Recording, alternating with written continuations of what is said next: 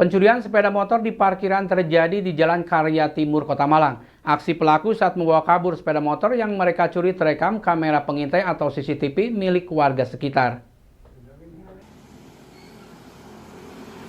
Seorang pria dengan berpakaian rapi terlihat mencuri sepeda motor berplat nomor N6824ABN yang sedang terparkir di Jalan Karya Timur nomor 50A, Kelurahan Purwantoro, Kecamatan Blimbing, Kota Malang. Terlihat dalam rekaman kamera pengintai, pelaku sedang mengecek situasi dan sempat duduk di sebelah motor tersebut. Tidak lama kemudian pelaku langsung mencongkel lubang kunci motor dengan menggunakan kunci T. Korban bernama Edgar Satrio Wibowo menjelaskan, kejadian ini terjadi saat korban sedang nongkrong di salah satu kafe di daerah Ciliwung. Sesampainya di salah satu kafe, motor diparkir di luar. Karena tidak ada tukang parkir, motor dikunci setir dan ditutup magnet. Korban terkejut saat sepeda motornya dibawa kabur pencuri. Aksi pelaku, selain terekam CCTV, salah satu warga setempat yang kebetulan tempat kerjanya berdekatan dengan tempat kejadian perkara, sempat mencurigai gerak-gerik pelaku. Karena pelaku kadang duduk, kadang berdiri, dan ciri-ciri dari pelaku kisaran usia 20-an. Hingga kini akibat kejadian ini korban mengalami kerugian hingga puluhan juta rupiah, dan kini korban juga telah melaporkan kejadian tersebut ke aparat kepolisian Polres Malang Kota. Kejadiannya jam 10 lah. 10 malam. Malam ya. Masnya lihat ciri-ciri pelakunya? Pakai kemeja kotak-kotak warna putih. Laki-laki. Laki-laki. Sekitar usia Kalau usia masih 20-an kok ya. 20-an. Oh, ya. 20-an. Yanto Yanjung melaporkan. Jajaran Polresta Malang Kota menggelar pengungkapan kasus di sepanjang tahun 2020. Berbagai barang bukti dan beberapa tersangka diungkapkan di halaman Polresta Malang Kota. Berdasarkan data dari sejumlah tindak kejahatan, pencurian kendaraan bermotor atau curanmor menjadi kasus terbanyak di sepanjang tahun 2020. Tercatat terdapat 370 kasus curanmor, disusul kasus narkotika sebanyak 211 kasus di sepanjang tahun 2020. Hal itu terungkap saat rilis kasus akhir tahun 2020 di halaman Mapolresta Malang Kota. Kapolresta Malang Kota, Kombes Pol Leonardo Simarmata menjelaskan, total laporan tindak kriminal yang diterima Polresta Malang Kota sepanjang tahun 2020 sebanyak 1.251 kasus. Sedangkan kasus yang berhasil diselesaikan sebanyak 678 kasus dengan berbagai tindak kejahatan. Kasus curanmor pada 2020 sebanyak 370 kasus dengan berhasil diungkap sebanyak 48 kasus. Lonjakan kasus curanmor tertinggi terjadi mulai September hingga Desember 2020. Padahal sebelumnya, kasus curanmor sempat mengalami penurunan tren pada Maret hingga Agustus 2020. Pengungkapan kasus curanmor akan menjadi prioritas Polresta Malang Kota pada 2021 mendatang. Dalam rilis akhir tahun 2020 ini, Kapolresta Malang Kota juga menghimbau kepada masyarakat Kota Malang untuk tetap waspada terhadap tindak kejahatan pencurian kendaraan bermotor. Selain pencurian kendaraan bermotor, Polresta Malang Kota juga berhasil mengungkap pencurian dengan kekerasan, pencurian dengan pemberatan, serta kasus narkotika yang ditangani unit Reskoba sebanyak 211 kasus, dan semuanya terselesaikan dengan jumlah 314 tersangka.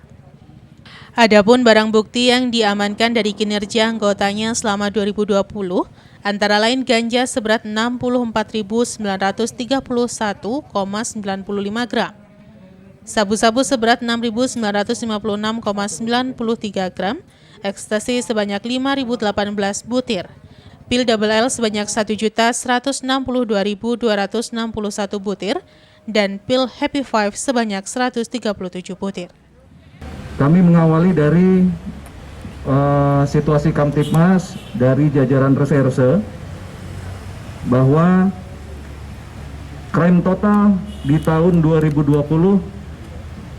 terdapat 1.251 kasus dengan crime clearance atau penyelesaian sebanyak 678 kasus. Lalu tren gangguan Kamtibmas di wilayah Polresta Malang Kota dari tahun 2019 dibandingkan dengan tahun 2020, laporan masuk mengalami kenaikan 228 kasus atau 22%. Sedangkan pengungkapan kasus mengalami kenaikan sebanyak 84 kasus atau 14,14%.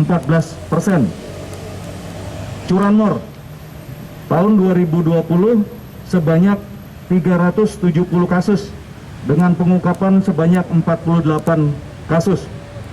Curat tahun 2020 sebanyak 53 kasus dengan pengungkapan sebanyak 22 kasus. Curas tahun 2020 sebanyak 8 kasus dengan pengungkapan sebanyak 11 kasus. Narkoba tahun 2020 sebanyak 211 kasus dengan pengungkapan 211 kasus juga. Laka lantas yang mengakibatkan korban meninggal dunia sebanyak 10 kasus. Seluruhnya sudah diselesaikan sebanyak 10 kasus. 2 kasus menonjol yaitu kasus pembunuhan di bengkel AC Family Jalan Legend S. Parman nomor 101. Ini kejadian pada tanggal 3 September dengan tersangka MI usia 18 tahun yang merupakan teman sekerja ataupun teman satu kamar daripada korban yang dibunuh. Lalu yang kedua, ini kasus unjuk rasa anarkis yang terjadi pada tanggal 8 Oktober. Ini dikenakan pasal 214 KUHP dan atau pasal 170 KUHP. Tersangka 3 orang. Tersangka atas nama ANA, BK, dan RP. Ini seluruhnya juga sudah kita proses dan kita limpahkan ke kejaksaan. Selanjutnya kami menyampaikan untuk pengungkapan kasus narkoba bahwa terdapat 250 kasus yang dicapaian pada tahun 2020 dibandingkan dengan tahun 2019. Kasus tahun 2019 sebanyak 289, sedangkan pada tahun 2020 sebanyak 273. Tersangka tahun 2019 sebanyak 324 dan tahun 2020 sebanyak 314.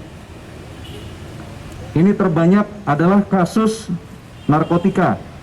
Ini di tahun 2019 sebanyak 250, sedangkan tahun 2020 ini sebanyak 264. Yanto Yancung melaporkan. Guna mencegah penyebaran COVID-19 di malam perayaan pergantian tahun, pemerintah Kota Batu bersama petugas gabungan Satgas COVID-19 menggelar rapid test yang ditujukan kepada wisatawan yang berkunjung ke Kota Batu yang tidak memiliki surat keterangan rapid test.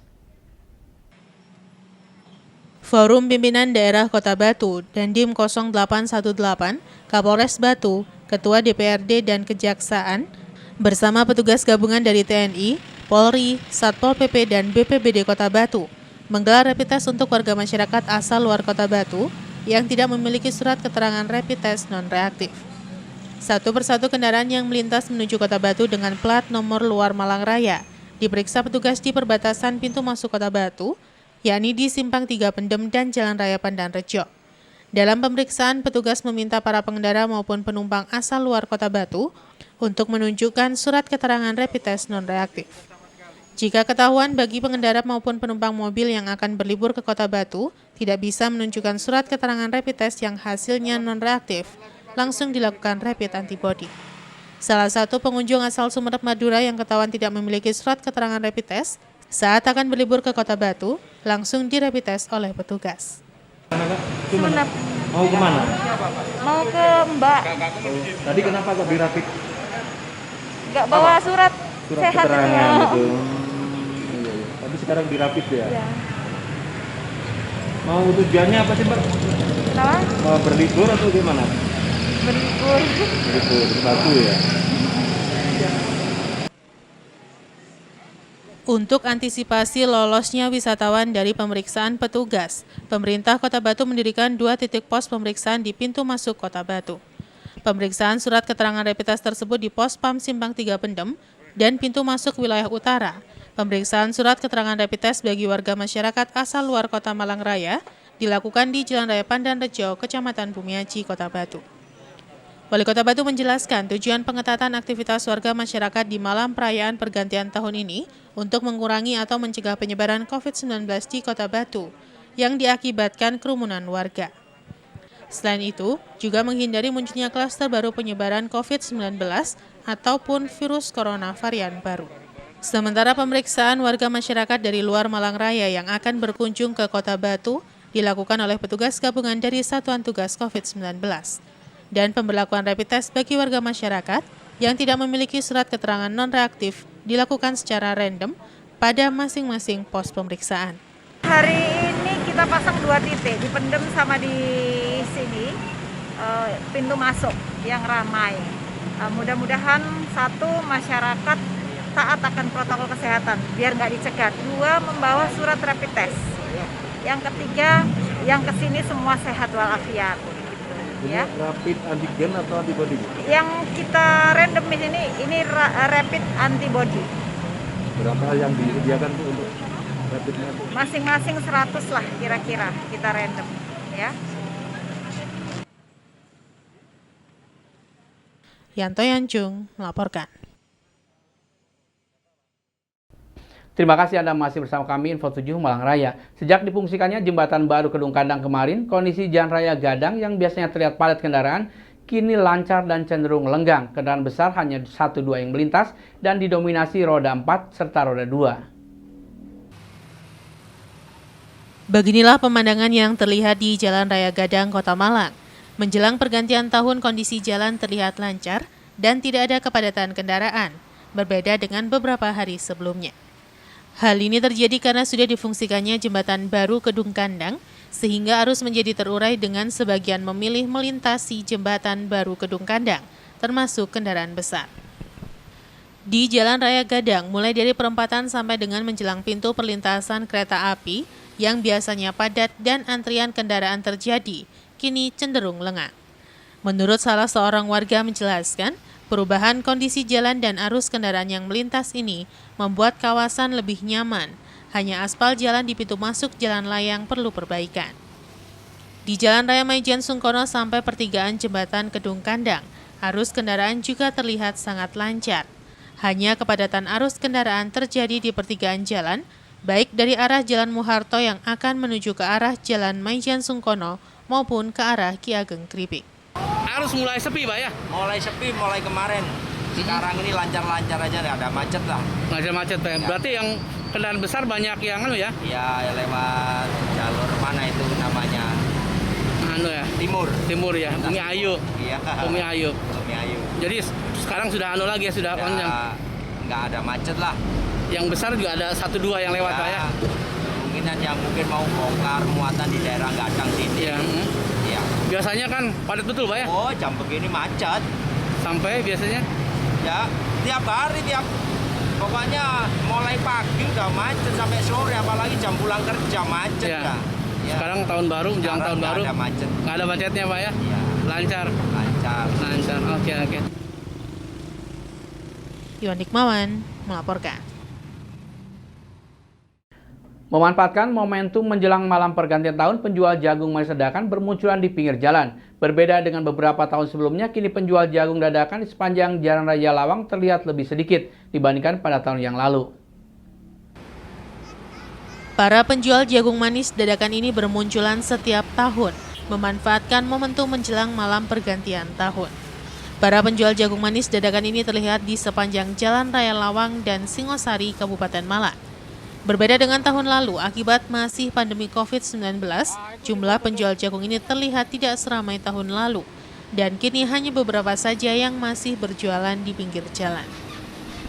Pandemi COVID-19 menjadi salah satu alasan para penjual tidak membawa jagung dalam jumlah banyak, karena para penjual jagung ini sebagian membeli jagung dari pihak lain, sehingga beresiko jika tidak habis terjual. Menurut salah seorang penjual di pinggir Jalan Raya Lawang, menjelaskan tahun lalu penjualan sangat ramai dan habis banyak terjual. Sementara untuk tahun ini sepertinya lebih sepi karena kondisi masih pandemi COVID-19. Di Jalan Raya Lawang sampai Singosari, arus kendaraan yang melintas dari arah Surabaya menuju Malang sampai pukul 12 siang masih terlihat lancar dan relatif sepi untuk momentum menjelang tahun baru. Tidak hanya di Lawang, di kawasan Pasar Batu pun terlihat cukup banyak para penjual yang menjajakan jagung manis di pinggir jalan untuk kebutuhan perayaan malam tahun baru. Jual jagung manis menjelang ini aja ya? Iya, Menjelang tahun baru? menjelang tahun baru toh. Tahun baru jam berapa sampai jam berapa sih biasanya? Jam 12 nanti. Sampai malam Pak ya? Iya, Pak, kalau yang tahun lalu gimana untuk penjualan Pak? penjualannya waduh. Kalau yang tahun lalu api, Bagus ya? ya bagus. Kalau tahun saya ya karo. Nah, tapi dulu dapat berapa kintal dulu Pak jual? Kalau yang tahun yang lalu habis 1 ton deh. Oh 1 ton Pak ya? Ya. Oh banyak Pak ya? Banyak. Untuk yang sekarang ini kan yang arah Malang Ya. Raya kan Sekarang nggak berani soalnya untuk musim corona itu. ya.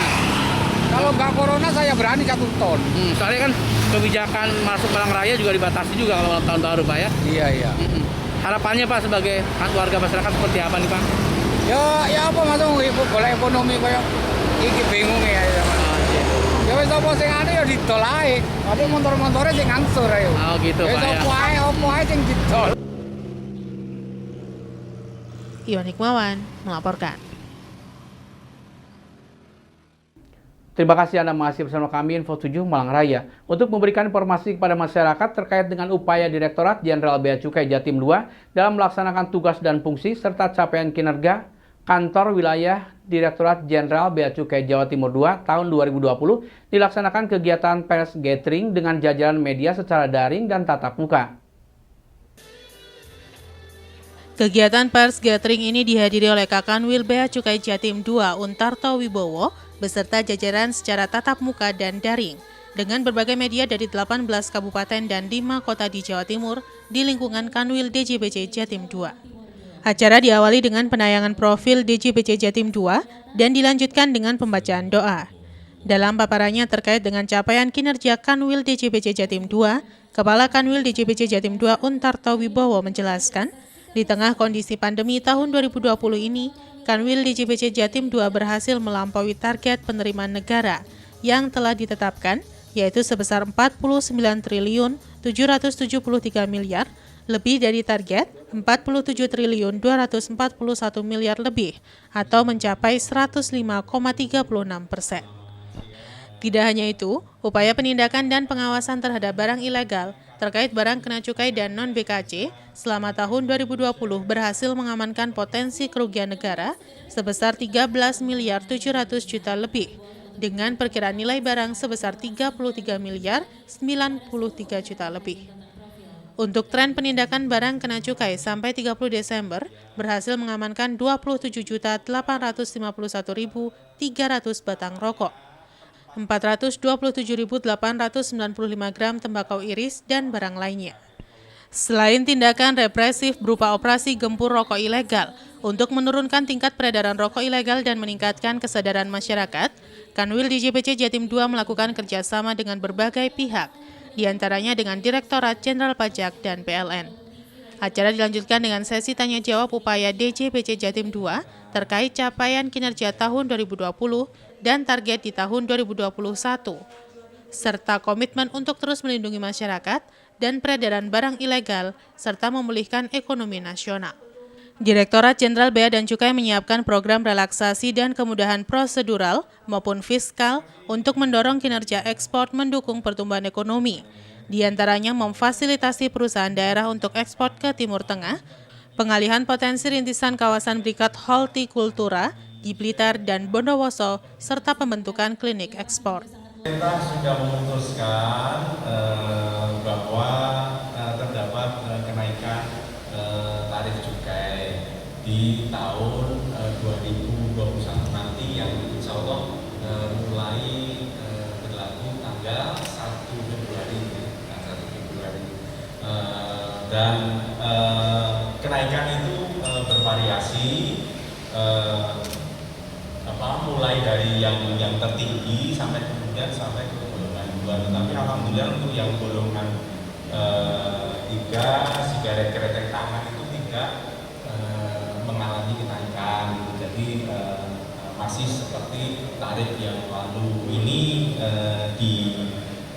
kebijakan pemerintah ini tentunya adalah sebagai imbangan dari antara concern kesehatan dengan tentunya concern yang lain, kerja, keberlangsungan industri, termasuk juga penerimaan negara itu menjadi concern semua, dan ini insya Allah juga bisa diakomodir di dalam struktur tarif juga yang berikutnya. Mudah-mudahan termasuk juga teman-teman yang bergerak di bidang usaha hasil tembakau, khususnya sigaret kretek tangan, ini tidak ada kenaikan. Mudah-mudahan ini juga bisa sedikit banyak membantu cash flow perusahaan, termasuk juga kemudian mempertahankan tingkat